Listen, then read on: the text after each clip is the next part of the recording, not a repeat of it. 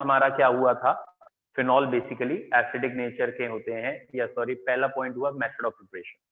क्या प्रिपरेशन के तरीके थे, सल्फोनिक एसिड से बना सकते थे, क्यूमीन से बना सकते थे, क्लोरोबेंजीन से डॉज प्रोसेस करके, लेकिन मुश्किल है, क्यूमीन और डाइजोनियम सॉल्ट को वार्म करके। ये 4 मेथड ऑफ प्रिपरेशन फिनॉल के।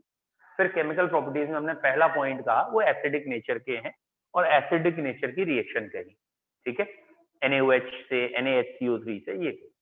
फिर इलेक्ट्रोफिलिक सब्स्टिट्यूशन चल रहे थे, ऑर्थो और पैरा डायरेक्टिंग है, ऑर्थो और पैरा पे है। ब्रोमीन में क्या होगा, अगर एक्वस ब्रोमीन होगी तो व्हाइट प्रेसिपिटेट ऑफ 2,4,6 ट्राइब्रोमोफिनॉल बनेगा, ये टेस्ट ऑफ फिनॉल भी है, ठीक है। नाइट्रिक एसिड से करेंगे तो नाइट्रिक एसिड से अगर डायरेक्ट करते हैं तो सिर्फ 2 नाइट्रोफिनॉल 4 नाइट्रोफिनॉल का मिक्सचर बनता है। नाइट्रिक एसिड सल्फ्यूरिक एसिड दोनों करते हैं तो बनता है 2,4,6 ट्राई नाइट्रोफिनॉल। फिर हमने पिक्रिक एसिड, ठीक है। फिर हमने नेक्स्ट रिएक्शन पढ़ ली शायद राइमर टाइमन रिएक्शन। राइमर टाइमन रिएक्शन याद होगी, फिनॉल की क्लोरोफॉर्म से कर दी KOH सैलिसिलडिहाइड बना, डन, एक ही बात है, NaOH की वजह से, ठीक है।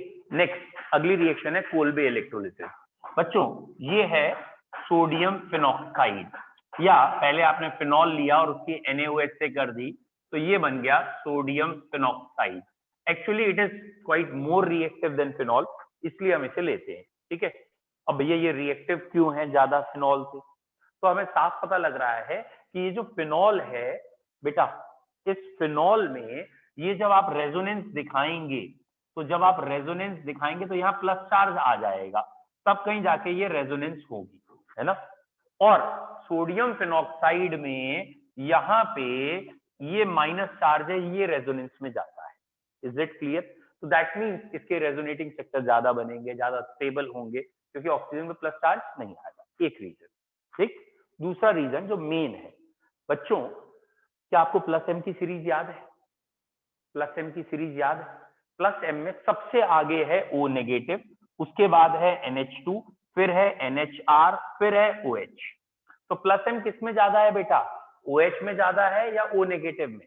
O, तो यहाँ O नेगेटिव है तो यहाँ प्लस एम ज्यादा है, और अगर प्लस एम ज्यादा है तो यहाँ माइनस चार्ज ज्यादा डेवलप होगा, समझ में आया। और अगर माइनस चार्ज ज्यादा डेवलप होगा तो इलेक्ट्रोफाइल यहाँ ज्यादा आएगा। तो sodium phenoxide is more reactive. क्यों है बेटा सोडियम फिनॉक्साइड ज्यादा reactive? Because O negative has more plus M effect than OH। O negative का प्लस एम इफेक्ट ज्यादा है। अब सोडियम या पोटेशियम फिनॉक्साइड जो भी आपने लिया है उसकी CO2 से रिएक्शन करते हैं 3 to 5 atmosphere pressure at nearly 50-60 degree centigrade temperature. तो ये कंपाउंड बनता है जो कि रीअरेंज हो जाता है।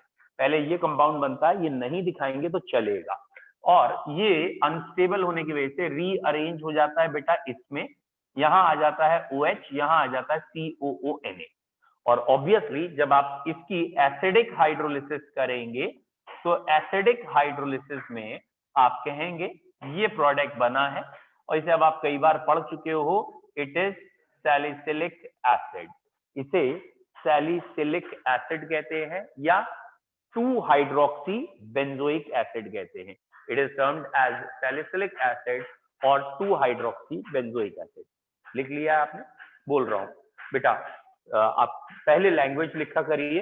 Sodium phenoxide, sodium phenoxide is reacted with, इसको रिएक्ट करते हैं किससे? Sodium phenoxide is reacted with, sodium phenoxide is reacted with CO2 at 3 to 5 atmospheric pressure. Sodium phenoxide is reacted with CO2 at 3 to 5 atmospheric pressure, comma, the compound formed stabilizes, stabilize कहने का मतलब यहाँ हमारा rearrangement है, ठीक है, stabilizes and on hydrolysis gives, ये stabilise हो रहा है कहने का मतलब रीअरेंज हो रहा है बच्चे, और फिर हाइड्रोलिसिस होगी and on hydrolysis give salicylic acid. तो ये सैलिसिलिक एसिड की मेथड ऑफ प्रिपरेशन हो गई, ठीक है। And on hydrolysis gives salicylic acid.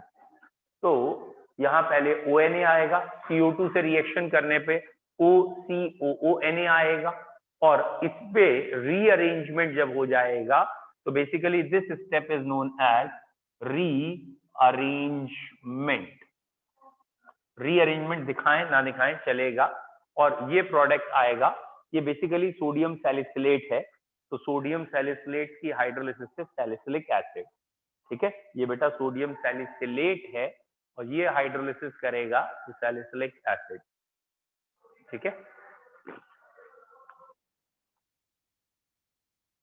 Done.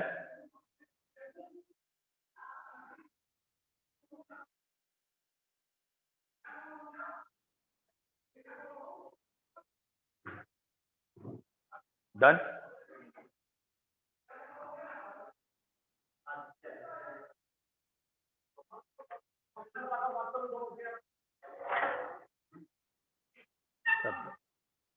Next अगली रिएक्शन बेटा, वैसे फिनॉल में इतनी रिएक्शन आपकी इनफ है, सफिशिएंट है, मिटा दो। नेक्स्ट बेटा एनसीईआरटी में दो रिएक्शन और दे रखी है, एक दो जो कि बहुत कॉमन है और आपको आती भी होंगी होपफुली। जैसे फिनॉल की रिएक्शन इन्होंने जिंक डस्ट से कही है, 11th की रिएक्शन है, क्या बनेगा? बेंजीन बनेगी। याद आ ही रहा है कि फिनॉल को अगर हम डिस्टिल करते हैं जिंक डस्ट के साथ तो ये इसके डिस्टिलेशन में, ठीक है, डिस्टिलेशन में ये बन जाती है बेंजीन। तो phenol on distillation with zinc gives benzene, ठीक है।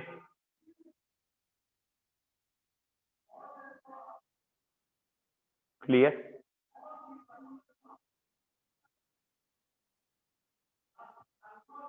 डन। बेटा एक एनसीईआरटी देना। एक रिएक्शन ऑक्सीडेशन की दे रखी है जिसे एल्ब्स ऑक्सीडेशन कह के एनसीईआरटी ने बताया है, ठीक है बच्चों, ELBS एल्ब्स ऑक्सीडेशन। तो मैं चाह रहा हूँ एनसीईआरटी से ही आपको लाइन एज इट इज बता दूं, ये मिटा दूं।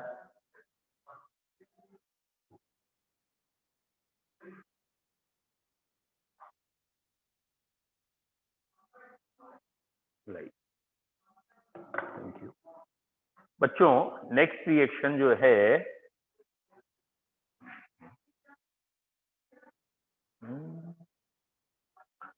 ये रहा फिनॉल। देखो एक तो मैंने कल पॉइंट कहा था, आपने घर जाके नहीं देखा होगा, वो ये था कि मैंने कहा था nowadays phenol is treated by first reacting with concentrated sulphuric acid which converts to 4-disulfonic acid and then with concentrated nitric acid। तो मुझे सही ध्यान था कि पहले सल्फ्यूरिक एसिड से करो फिर नाइट्रिक, तो वही दे रखा है। अच्छा, ब्रोमिनेशन आपका हो ही गया है फिनॉल से, दो क्वेश्चन दे रखे हैं, अभी करा देता हूं। और ये सैलिसिलिक एसिड सैलिसल्डिहाइड हो गया। अब बच्चों ये जो एल्ब्स ऑक्सीडेशन वाली बात कह रहा हूं वो सुन लीजिए। Oxidation of phenol with chromic acid produces diketone known as benzoquinone. Oxidation of phenol with chromic acid. बेटा क्रोमिक एसिड दिखाने के दो तरीके हैं, आप Na2Cr2O7 और H2SO4 लिख दो, Na2Cr2O7 एंड H2SO4, तो ये भी मिक्सचर क्रोमिक एसिड कहलाया जाएगा। तो इससे जब आप करेंगे तो ये चीज एक बनेगी जिसे आप कहते हैं that is known as benzoquinone, BENZOQUINONE, ठीक है, बेंजोक्विनोन बनेगा। तो लिख सकते हैं आप पॉइंट करके, phenol on oxidation with chromic acid produces benzoquinone, ठीक है, बेंजोक्विनोन। कोई रिएक्शन बची नहीं है अकॉर्डिंग टू एनसीईआरटी भी, इट फिनिशेस फिनॉल, ठीक है।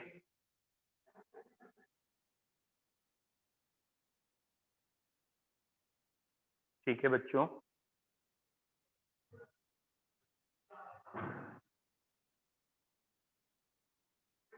डन, मिटा दो। अगली हेडिंग का नाम लिखें आप ईथर। बच्चों ईथर में ज्यादा आपको पढ़ना ही नहीं है, very easy and simple chapter, ठीक है, बहुत आसान चैप्टर है, ना के बराबर ही पढ़ाई है इसमें। बेटा हेडिंग डाल दीजिए ईथर। पहले तो हो गया आईयूपीएसी नेम, कोई दिक्कत होनी नहीं चाहिए। बेटा आईयूपीएसी नेम में क्या है, ये ग्रुप है ईथर का, तो इन दोनों में से कोई एक को मेन चेन मानते हैं, जो भी बड़ा है या हैवियर है हायर है उसको आप मेन चेन एल्केन मानते हैं, और जो छोटा होता है उसको आप एल्क ऑक्सी कह देते हैं। बेसिकली एल्क का मतलब होता है कार्बन कितने हैं, ऑक्सी मतलब ऑक्सीजन जुड़ा हुआ है, और जो बड़ा है वो एल्केन। मतलब ये अगर लिखा है CH3OCH3 तो अभी तो दोनों सेम है, तो आपने लिख दिया मिथ ऑक्सी मिथ एन, ठीक है। लेकिन अगर ये होता C2H5OCH3 तो ये कहीं पे भी लिखे जा सकते हैं, लेफ्ट राइट, ऐसा नहीं है कि बड़ा वाला राइट पे ही होगा, कहीं भी हो सकते हैं। और अब आप ये कहेंगे ये ग्रुप बड़ा दिख रहा है, तो बड़ा ग्रुप में 2 कार्बन है, ये एल्केन हो गया, छोटा ऑक्सीजन के साथ है तो ये मेथॉक्सी हो गया। आई होप सो ईथर के नाम लिख लेंगे आप। चलिए ये ईथर का नाम अब आप लिखेंगे CH3CHO C2H5CH3 करिए, कॉपी में लिखिए।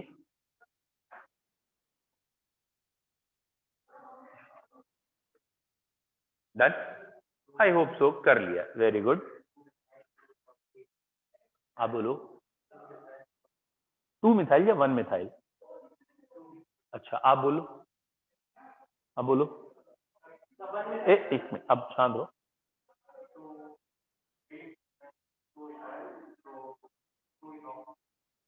तुम रहने दो।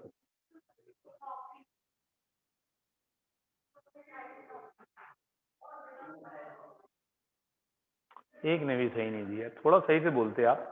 ये है मेन चेन, एक बच्चे का थोड़ा फिर भी कायदे का था, ये है मेन चेन। अच्छा इसी क्वेश्चन को मैं ऐसे पूछ लूं आपसे, बेटा इसी क्वेश्चन को ऐसे पूछ लूं, तो अब शायद ही कोई बच्चा गलत करेगा। इन दोनों में कोई अंतर नहीं, इन दोनों में कोई अंतर नहीं। मेन चेन में नंबरिंग करोगे बच्चों, ये है मेन चेन, वही वहां है, और मेन चेन में नंबरिंग कहीं से कर दो, सिमेट्रिकल है फिलहाल। और अब नाम कैसे लिखेंगे, 3 कार्बन की चेन प्रोपेन, और प्रोपेन में सेकंड पोजीशन पे ये ग्रुप लगा है, तो सेकंड पोजीशन पे कौन लगा है, इथॉक्सी, तो इथॉक्सी 2 प्रोपेन नहीं होगा, 2 इथॉक्सी प्रोपेन कहेंगे, ठीक है। तो आपको आईयूपीएसी नेम में बस ये ध्यान रखना है एल्केन किसे कहें। और बेटा ये गलती अधिकतर बच्चे करते हैं, जब ऐसे लिख के देते हैं हम, वो कहते हैं भाई चेन यहीं तक रखेंगे, फंक्शनल ग्रुप आ गया। अबे फंक्शनल ग्रुप ये आया ठीक है, लेकिन यहीं तक क्यों रखेगा चेन, जब ये चेन अभी कंटिन्यूअस है, तो इस कार्बन ने कोई पाप थोड़ी किया, तो इस कार्बन को मेन चेन में ही रखना पड़ेगा, समझ में आ रहा। लेकिन आप लोगों में अधिकतर मैंने देखा है वो कहते हैं जहां फंक्शनल ग्रुप है उसे नंबर 1 दे देंगे, ऐसा नहीं, ठीक है। तो आप नंबरिंग थोड़ा सा ध्यान से करेंगे। नेक्स्ट, तो आईयूपीएससी में किसी को दिक्कत है तो पहले पूछ लो, या कर लेंगे अब आईयूपीएससी, कोशिश तो कर ही लेंगे। एक और करा देता हूं जिससे कि आपको दिक्कत ना हो। ये लिखा है C6H5O CH2, या इसको भी थोड़ा बढ़ा देते हैं, ये है, बताइए।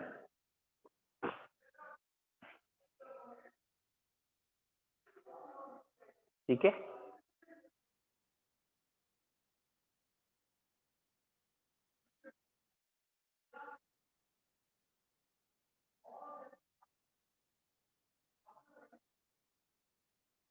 बच्चों आईयूपीएसी नेम थोड़े सिंपल रखने होते हैं, स्पेशली जहां बेंजीन हो, बहुत रूल्स नहीं लगाने होते। बोलिए, ठीक है, थोड़ा और सही कर लेते।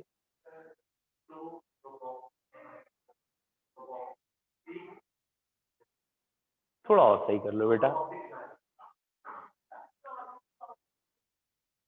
ये इधर उधर काहे 2x इधर उधर काहे पटकते हो। हाँ, थोड़ा गलत है, हेक्सेन कहाँ से आ गया बेटा। हाँ बेटा, अब कई बच्चों को ये तो समझ में आ ही गया कि मेन चेन कौन सी है, किसके साथ ऑक्सीजन लगाना है, मैक्सिमम को आ रहा है। तो बेटा ये आप सही सोच रहे हैं, लेकिन पॉइंट क्या है, आप जो बोल रहे हैं बेटा वो इसका नाम है, उसका मतलब ये आ रहा है, इसको आप क्या पढ़ोगे, इसको भी तो प्रोपॉक्सी पढ़ोगे, तो आप इसे भी प्रोपॉक्सी कह रहे हो, तो अंतर तो है दोनों में। ये आइसोप्रोपॉक्सी कहेंगे, इसको क्या कहेंगे? देखो मैंने कहा ना, नाम को आपको थोड़ा सिंपल करना है, जहां पे आप ओवर कॉम्प्लिकेशन में घुस जाएंगे अगर आप ब्रांच और सब ब्रांच लिखेंगे। आप लिख सकते हो वैसे भी, सुन लो वैसे भी कैसे लिखना है। अगर आप ब्रांच और सब ब्रांच में लिखना है, इसको तो आप कहेंगे बेंजीन, ये बड़ा ग्रुप है, और इसको आप कहेंगे बेंजीन से ये बेसिकली जुड़ा है इथऑक्सी। इथऑक्सी के अपने अंदर लगा है 1 मिथाइल, तो 1 मिथाइल इथॉक्सी बेंजीन नाम आएगा एग्जैक्ट आईयूपीएसी फॉलो करते हुए। बट आईयूपीएसी ने इतनी लिबर्टी दी है, अरे यार ध्यान से देखो, बेंजीन भी कौन सा आईयूपीएसी नेम मतलब रूल्स फॉलो कर रहा है? बेंजीन तो खुद कॉमन नेम है, आईयूपीएसी ने एक्सेप्ट कर लिया है। कॉमन नेम क्यों है भैया? इसमें तो 6 कार्बन है, तो मैं बेंजीन में कहा दिख गया 6 कार्बन के लिए वर्ड? हेक्स कहां लगा है, साइक्लो कहां लगा है? तो बेंजीन का अपना आईयूपीएसी नेम रूल्स के हिसाब से साइक्लोहेक्स 135 ट्राईन है, वो तो हमने लगाया नहीं, मतलब उन्होंने कहा थोड़ा नाम सरल कर दो, तो नाम सरल करके बेंजीन कह रखा है। ठीक है, हाँ कोई बच्चा इसको ये भी कहता है तो गलत मान लेंगे, कि हम कहेंगे कि उसने कह दिया प्रोपेन है और 2 फिनॉक्सी कह दिया, तो हम कहेंगे गलत है। क्यों गलत है? कि यार ये चेन और ये चेन में साफ पता लग रहा है ये मेन चेन है, बड़ी चेन वो है बेंजीन की है, एरोमेटिक कंपाउंड बनाएगी, तो आप इसको 2 फिनॉक्सी प्रोपेन ना कहें, आप इसको कहेंगे क्या कहेंगे? आइसो प्रोपऑक्सी। प्रोपऑक्सी, हाँ ये भी ध्यान रखना, प्रोपऑक्सी ही वर्ड है, प्रोपेन ऑक्सी वर्ड नहीं होगा, प्रोपऑक्सी आ जाएगा। And obviously benzene. भैया क्लियर है नाम? कोई डाउट? क्लियर? बताओ बेटा, ये 2 और नाम हैं, वैसे तो ये आपको पता है, मुझे पता है। देखें बेटा, इसका और इसका नाम, और ये मैं सिर्फ इसलिए लिखा रहा हूं कि कई बार डायरेक्ट इनके कॉमन नेम से क्वेश्चन आ गया है, इसलिए आईयूपीएसी नेम तो आपको पता है ऑब्वियसली। पहले का आईयूपीएसी नेम है मिथऑक्सी बेंजीन, मिथऑक्सी बेंजीन ऑब्वियसली। दूसरे का आईयूपीएसी नेम इथऑक्सी बेंजीन, ठीक है। लेकिन ये शरारती तत्व क्या करते हैं, इसका नाम ये नहीं पूछते, वो कहते हैं कन्वर्ट बेंजीन टू एनीजोल, तो इसका जो कॉमन नाम है वो है एनीजोल, ठीक है, ANISOL एनीजोल, गुड। और इसका कॉमन नेम जो है वो है समवॉट फिनीटोल, एक एनीजोल है और एक फिनीटोल है। तो भैया एनीजोल को ज्यादा ध्यान रखो, फिनीटोल को छोड़ भी सकते हो, और स्पेशली कंपटीशन में वो एनीजोल करके क्वेश्चन पूछते हैं, तो वहां गलतियां ज्यादा होने के चांसेस, ठीक है। नेक्स्ट मेथड ऑफ प्रिपरेशन बेटा, ठीक है, पहली हेडिंग हो गई अब इसकी मेथड ऑफ प्रिपरेशन, कैसे हम बनाएंगे, लिखे बच्चों। एल्काइल हैलाइड बनाने के बेसिकली 2 ही तरीके हैं, और दोनों आप पहले चैप्टर में पढ़ चुके हैं, तो हमें ज्यादा मेहनत करनी नहीं। पहली मेथड जो है वो है विलियमसन्स रिएक्शन, लिखो हेडिंग, नेम रिएक्शन भी है, विलियमसन्स सिंथेसिस। तो पहला नेम रिएक्शन है विलियमसन्स सिंथेसिस, याद आई? याद आई? यस, जिसके नहीं आई उसे रोना पड़ेगा, याद आई? रोना से, वेरी गुड। तो ये रिएक्शन है RX की RONA से ROR ईथर और NaX बनाने वाली रिएक्शन, ठीक है। लैंग्वेज में आपने क्या पढ़ा है पिछली बार? When alkyl halide is reacted with sodium alkoxide then ethers are obtained. When alkyl halide reacted with sodium alkoxide then ethers are obtained. अब बेटा इस रिएक्शन में स्पेशल पॉइंट क्या बताया है? इस रिएक्शन में खास बात क्या थी? वेरी बैड, बोलो बेटा, इस रिएक्शन का कोई मेन पॉइंट? वेरी बैड बेटा, इस रिएक्शन में हमने आपको बताया था कि ये सब्स्टिट्यूशन रिएक्शन है, तो एलिमिनेशन भी साथ में होगा, और कहा था कि ये वाला एल्काइल हैलाइड का एल्काइल ग्रुप अगर 1 डिग्री है तो ईथर्स बनेंगे 90%, और यहाँ पे भी एल्कीन बनेगी लेकिन बहुत कम, 10%, यानी ईथर मेजर है। और ये वाला एल्काइल ग्रुप सेकेंडरी है तो 50-50, लेकिन फिर भी एल्कीन को मेजर मान लेते हैं, यानी 51-49 कह लो। और अगर टर्शरी है तो इसे ऑलमोस्ट 100% मानते हैं। तो ये आपने एल्काइल हैलाइड चैप्टर में पढ़ रखा है, दोबारा आ रहा है, और इस पे ध्यान रखिएगा, ये क्वेश्चन बहुत इंपॉर्टेंट है। और ये जो थर्ड वाला है ना, ये क्वेश्चन कई बार आ जाता है, तो अभी मैं इसकी प्रैक्टिस कराता हूं। सेकंड पॉइंट जरा नोट ये रखिएगा, ये जो रोना का आर है ना, ये रोना का आर, इससे कोई फर्क नहीं पड़ेगा।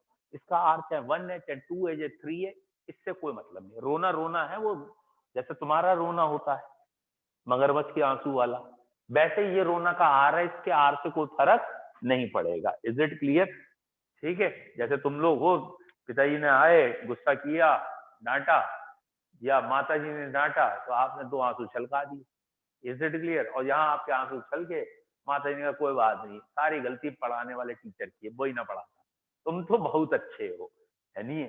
अभी भी मेरे पास 4-5 दिन पहले एक गार्जियन का फोन आया, मतलब कितने अजीब सी बात है, पता क्या कह रहे मुझसे?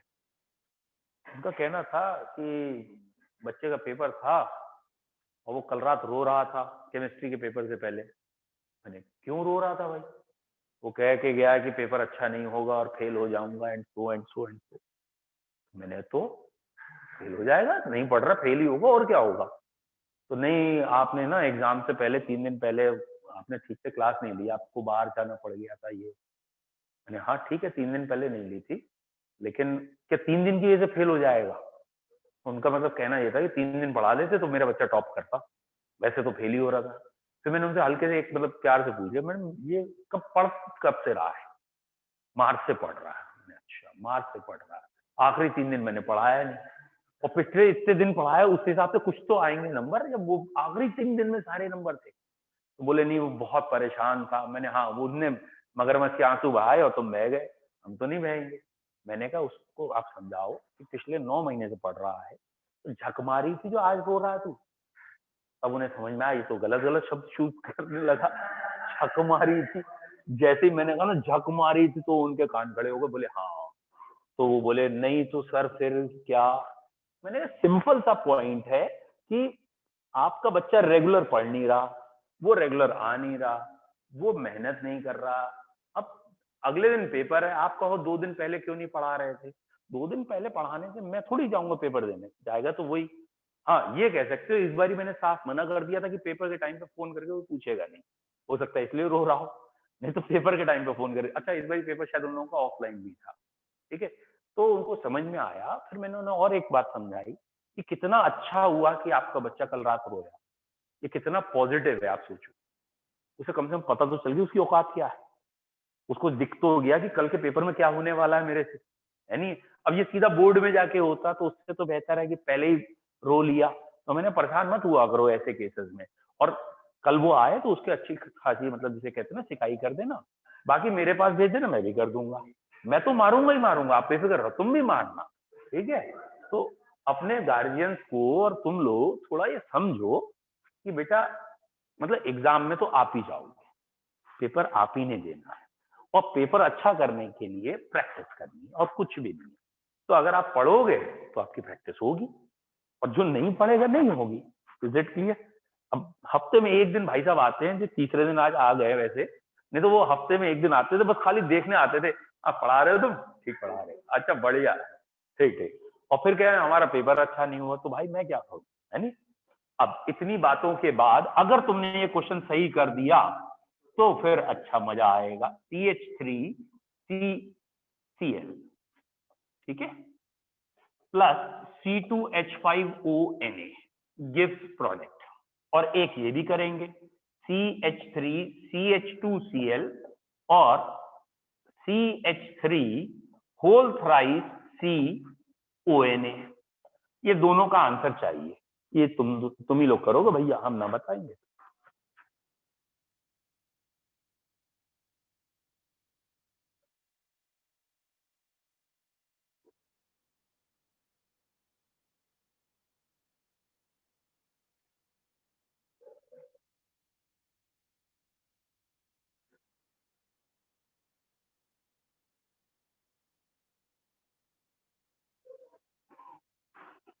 वेरी गुड, कुछ कर लिया इसमें लोग। हाँ, आप सबसे अच्छा तरीका यही है कि आप पहले और दूसरे दोनों करके दोनों के आईयूपीएसी नेम लिख दे प्रोडक्ट के, जिससे कि आपकी आईयूपीएसी की भी प्रैक्टिस हो जाएगी और प्रोडक्ट भी समझ में आ जाएंगे आपको।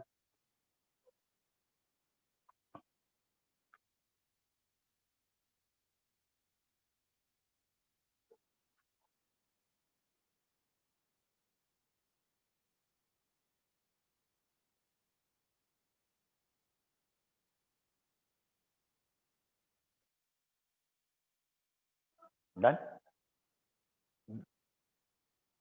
बोलो बेटा पहले का क्या आंसर है? 2 मिथाइल, वेरी गुड, सही है। पहले में ये 3 डिग्री है और 3 डिग्री के केस में एल्कीन बनती है, और बिल्कुल सही आंसर है दिया बेटा, ये बन गई एल्कीन और इसे 2 मिथाइल प्रोपीन कहेंगे। और जो अलग हुआ है, अगर आप उसे लिखना चाहें कि और क्या क्या अलग हुआ है, तो कॉमन है Na के साथ Cl चला जाएगा तो NaCl कहलाएगा, और C2H5O के साथ H चला जाएगा तो C2H5OH कहलाएगा। तो यहाँ अल्कोहल और वो भी बनेंगे, वो आप छोड़ भी सकते हो। आपको मेन प्रोडक्ट जो कहना था बेटा, वो कहना है 2 मिथाइल प्रोपीन, ये ठीक है। और obviously second is general reaction, जो जनरल ईथर बनते हैं वो है ये R ग्रुप और O ग्रुप, और वहां से एक और R ग्रुप, तो ROR ये बना दीजिएगा, यानी CH3 होल थ्राइस C फिर O, और उधर 2 कार्बन है तो C2H5 सीधा भी लिख सकते हैं, NaCl अलग। तो बेटा इस वाले में आपका आंसर आ जाएगा E। तो इसका आईयूपीएसी नेम अभी हमने बताया ही था, इसका आईयूपीएसी नेम है बेटा इथऑक्सी 2 मिथाइल प्रोपेन, इथऑक्सी 2 मिथाइल प्रोपेन, यही आ रहा है ना? एक बार चेक कर लें, ये ठीक है, यही है बेटा, ये ग्रुप है, ये छोटा ग्रुप है तो इथॉक्सी, 2 पे मिथाइल है, 3 कार्बन की मेन चेन है propane. Williamson synthesis clear? Isopropyl कैसे कहते हैं? अब ये टर्शरी ब्यूटाइल है, ये 3 डिग्री कार्बन है, तो टर्शरी ब्यूटेन कुछ होता नहीं, इसलिए मैंने बोला नहीं, ठीक है। टर्शरी ब्यूटाइल तो होता ब्यूटेन। पहली वाली रिएक्शन में ये वाला जो कंपाउंड है ये ऐसा है, अगर आपको समझ में आया हो, है ना? ये 3 कार्बन ये थे और ये टर्शरी कार्बन से जुड़ा था। अब हमने जब रिएक्शन की तो बताया है कि अगर ये एल्काइल ग्रुप 3 डिग्री है तो इलिमिनेशन होके एल्कीन बनेगी। इलिमिनेशन में एक Cl निकलेगा, एक H निकलेगा। Cl चला गया Na के साथ, NaCl बन गया, H चला गया C2H5O के साथ, और इस कार्बन की वैलेंसी और इस कार्बन की वैलेंसी जो खाली हुई उसने डबल बॉन्ड बना लिया।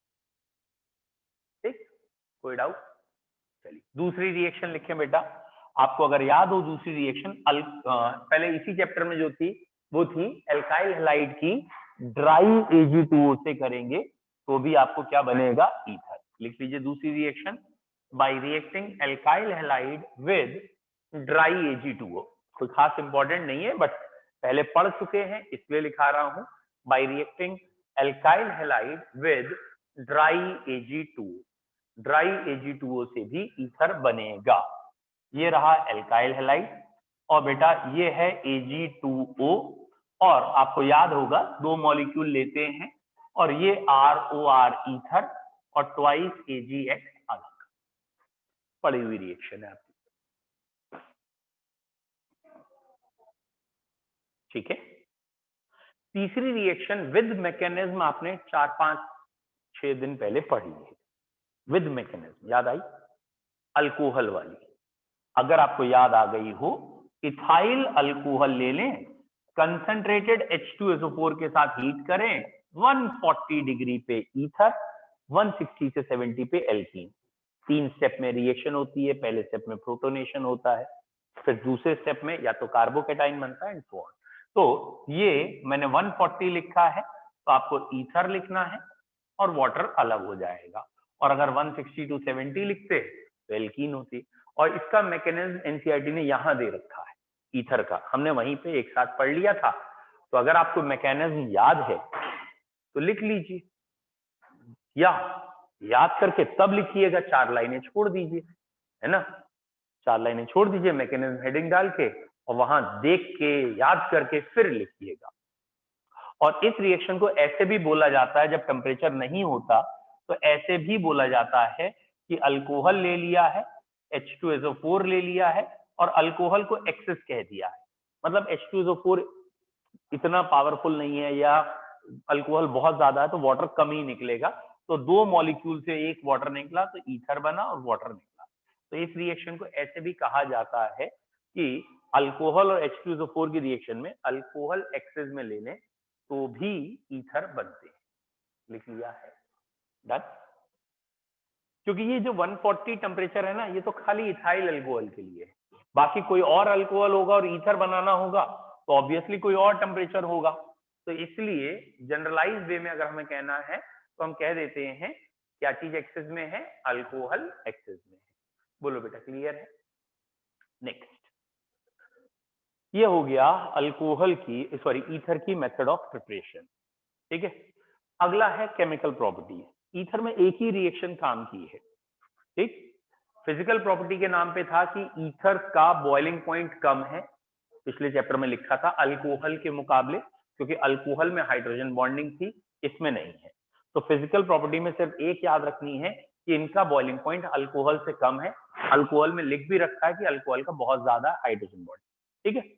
केमिकल प्रॉपर्टी में ईथर के पास लोन पेयर है, उसकी एक रिएक्शन बस पढ़नी है, ईथर की HX से, HI से, सिर्फ एक रिएक्शन। ये थोड़ी बड़ी रिएक्शन है, इस रिएक्शन के अंदर 4 या 5 रिएक्शन है, तो इसे समझिए, और इसे मैं फनी लैंग्वेज में बाद में चेंज कर दूंगा।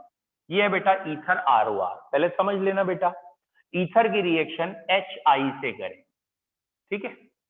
वैसे थ्योरी तो ये कहती है कि पहले HI ऐसे आके जुड़ेगा, एक H यहां जुड़ेगा, क्योंकि इस ऑक्सीजन के पास लोन पेयर है, H को लोन पेयर चाहिए, ये बनना चाहिए, और ये कंपाउंड कहलाते हैं ऑक्सोनियम सॉल्ट।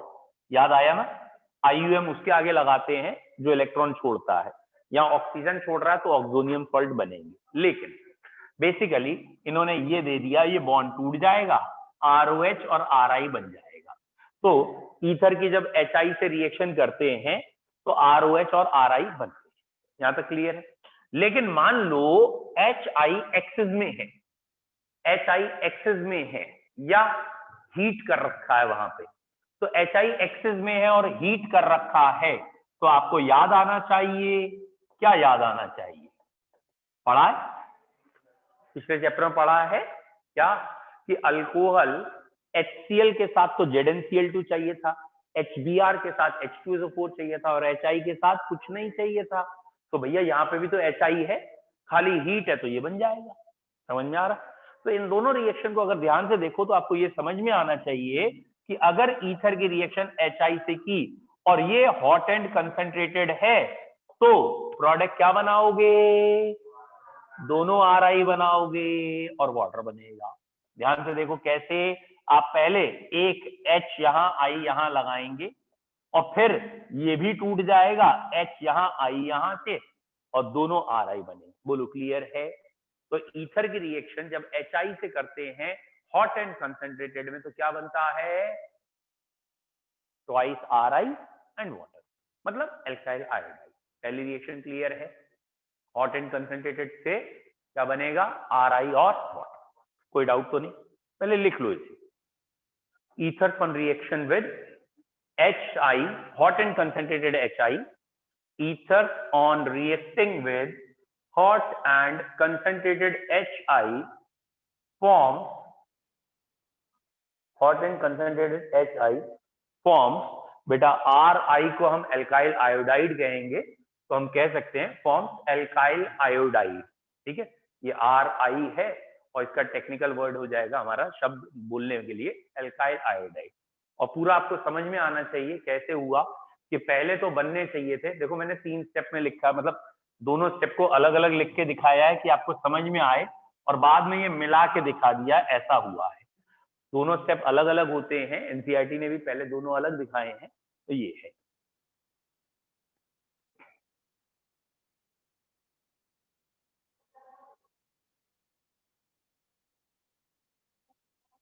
डन, ठीक। अच्छा बेटा, अगर ये HI हॉट एंड कंसंट्रेटेड ना होता, कोल्ड एंड डाइल्यूट होता तो?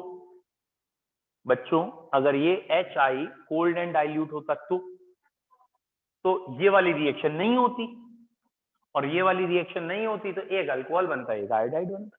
तो अगर ईथर की reaction cold and dilute HI से कर देंगे तो आप कहेंगे अल्कोहल बनेगा और आयोडाइड बनेगा, ठीक है। तो ये HI है, कोल्ड एंड डाइल्यूट, और ये बन गया बेटा CH3OH और CH3I। कोई दिक्कत? क्लियर? क्लियर?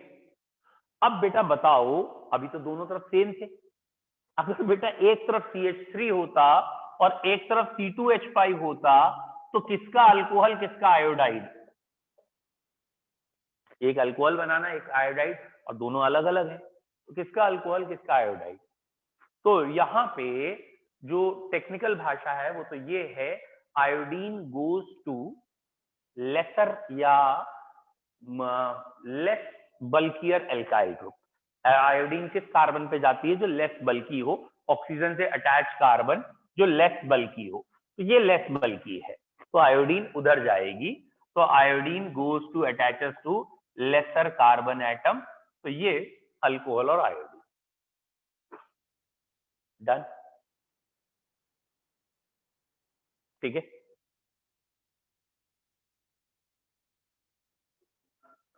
तो इन जनरल आयोडीन किसके पास जाती है बेटा? लेस बल्की एल्काइल ग्रुप के पास जाती है। ऐसा क्यों होता है वो अभी बताता हूं।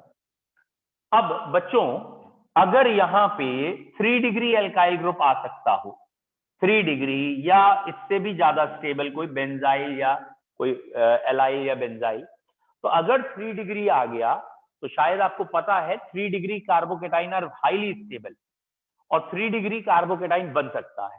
तो अब अगर HI से रिएक्शन होगी तो आयोड, ये कार्बोकेटाइन बन गया है, आयोडीन यहां पहुंच जाएगा, और आयोडीन यहां पहुंच गया तो ये बन गया CH3 होल थ्राइस CI, और बेटा यहां आ गया C2H5OH। 3 डिग्री वाले के साथ आयोडाइड और दूसरे वाले के साथ अल्कोहल। हाँ, पहले लेस वाले के साथ जा रहा था, यहाँ मोर स्टेबल कार्बोकेटाइन के साथ जा रहा है। अभी बना के दिखा देता हूँ, बोलो क्लियर है? अभी बना के दिखाता हूँ 3 डिग्री के लिए, ठीक है।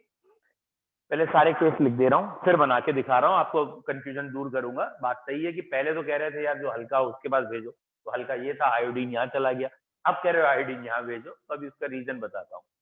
अब अगर ये लिखा है बेटा, लास्ट केस मान के चलिए, अगर ये लिखा है यानी C6H5 और O है, तो बच्चों ये वाला बॉन्ड रेजोनेंस में है, ये वाला बॉन्ड, तो C6H5 और O वाला बॉन्ड रेजोनेंस में है, ये नहीं टूटेगा, और अगर नहीं टूटेगा तो यही टूटेगा, और अगर यही टूटेगा तो O पे नेगेटिव, H कार्बन पे पॉजिटिव, और बेटा HI में H कहां चला गया है? H पे क्या है? पॉजिटिव, वो तो नेगेटिव पे जाएगा, तो CH3 पे थोड़ी O पे गया है, C6H5OH बनेगा और CH3I बनेगा, ठीक है। तो इतने केसेस हैं बेसिकली, ये इतने केसेस, या ये कहें स्टार्टिंग से ये जो 3 केसेस आपके हैं ना, एक ये और एक पहले वाला जो कोल्ड वाला था, तो सॉरी हॉट वाला, ये 3 केसेस हैं। इन 2 पे ज्यादा फोकस करना है जो मैंने टिक किए, ठीक है।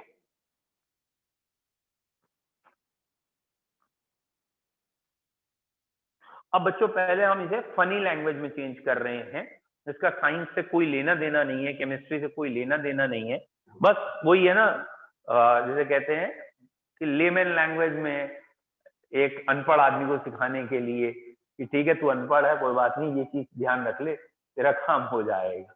Is it clear? तो पहले हम लेमन लैंग्वेज में बात कर रहे हैं, का हो रहा है, का हो रहा है, तो ऐसे वाली बात कर रहे हैं अभी, जो है ना, जो होए, तो वो बता रहे हैं का हो रहा है। तो बच्चों क्या है, ध्यान दीजिए, यहाँ पे 2 प्रोडक्ट बनने हैं। कौन से 2 बनने? एक अल्कोहल बनना है और एक आयोडाइड, ठीक है। लेमन लैंग्वेज में, साइंस से कोई मतलब नहीं। अल्कोहल बनना है और आयोडाइड। मौसम दो है, कौन से दो मौसम है? कोल्ड और हॉट वाले, है ना, कोल्ड और हॉट। तो जो कोल्ड मौसम है उसमें अल्कोहल बनाएंगे, ठीक है, आयोडाइड भी बनाएंगे। जो हॉट मौसम है उसमें अल्कोहल ना बनेगा। समझ में आ गया? तो पहली कौन सी रिएक्शन याद हो गई कि हॉट वाले में हॉट एंड कंसंट्रेट जब HI आएगा तो अल्कोहल नहीं, तो उसमें क्या बनेगा? खाली एल्काइल। Is it clear? याद रहेगा, ठीक है। अब प्रैक्टिकली वैसे सोचो ना, अगर वही है कि हॉट मौसम चल रहा है, पिताजी गर्म गर्म आ रहे हैं, गुस्से में आ रहे हैं, लाल बबूले हैं, अब तुम अल्कोहल लेके बैठे हो तो क्या हाल होगा तुम्हारा? तो ये समझ लो हॉट वाले में अल्कोहल नॉट है, ठीक, कोल्ड वाले में अल्कोहल बनेगा, ठीक है। पहला पॉइंट क्लियर है। चलो दूसरा पॉइंट, ये दो अलग अलग एल्काइल ग्रुप हैं, एक मिथाइल है एक इथाइल है, एक का अल्कोहल बनाना है एक का आयोडाइड बनाना है। तो बुक तो ये कहती है iodine goes with that carbon which is smaller, ठीक है। या एक जनरल भाषा में ऐसे कह देते हैं, आई का मतलब क्या है? मदर, महाराष्ट्र वाली आई, मदर, मदर छोटे के से ज्यादा प्यार करती है, छोटे के पास चली जाती है। I goes to smaller alkyl group, ठीक है।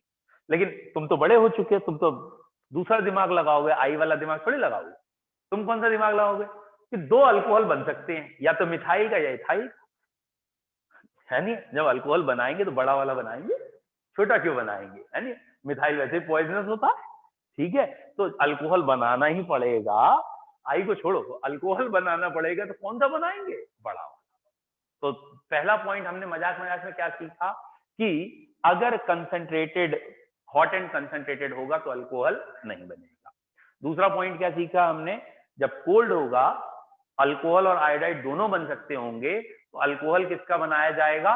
बड़े का। डन। अगला पॉइंट क्या है? 3 डिग्री, ठीक है। कभी कोई काम ऐसा ना करो कि 3 डिग्री का उपयोग हो, है ना। 1 डिग्री 2 डिग्री चलेगा, जब पुलिस की भाषा में 3 डिग्री आता पता है ना, तो 1 डिग्री 2 डिग्री चलेगा, 3 नहीं, लिटिल लिटिल 1 2, ठीक है, 2 से ऊपर नहीं। तो अल्कोहल तीसरे का नहीं बनाएंगे, 3 डिग्री का अल्कोहल नहीं बनाएंगे। 3 डिग्री में क्या बनाएंगे? खाली आयोडाइड। 3 डिग्री का अल्कोहल नहीं बनाएंगे, ठीक है। ये तो याद हो जाएगा ना कि भैया अल्कोहल 1 डिग्री है 2 डिग्री, तीसरे का अल्कोहल हम नहीं बनाएंगे, ठीक। तो ये हुआ हमारा लेमन लैंग्वेज में याद करने का तरीका। और आखिरी वाला रेजोनेंस है कि फिनॉक्साइड आयन कभी भी अलग नहीं होता, फिनॉक्साइड आयन रेजोनेंस की वजह से अलग नहीं होता। अब आ जाओ टेक्निकल भाषा केमिस्ट्री की। बच्चों देखो टेक्निकल क्या है, ये रहा कार्बन, ये रहा ऑक्सीजन, ये रहे कार्बन, ठीक है बेटा।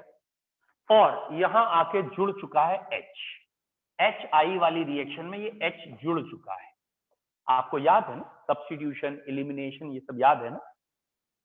अब इस ऑक्सीजन पे प्लस चार्ज है, क्योंकि ऑक्सीजन से 3 बॉन्ड है, तो ये अनस्टेबल है। तो ऑक्सीजन इलेक्ट्रॉन खींचेगा या तो इसके या इसके या इसके, कोई एक बॉन्ड से ऑक्सीजन इलेक्ट्रॉन खींचेगा, लेकिन इलेक्ट्रॉन वही देगा ना इसे जब वो स्टेबलाइज हो पाए। जब ये इलेक्ट्रॉन इस पे खींचेगा तो यहां कौन सा चार्ज आना पड़ेगा? प्लस।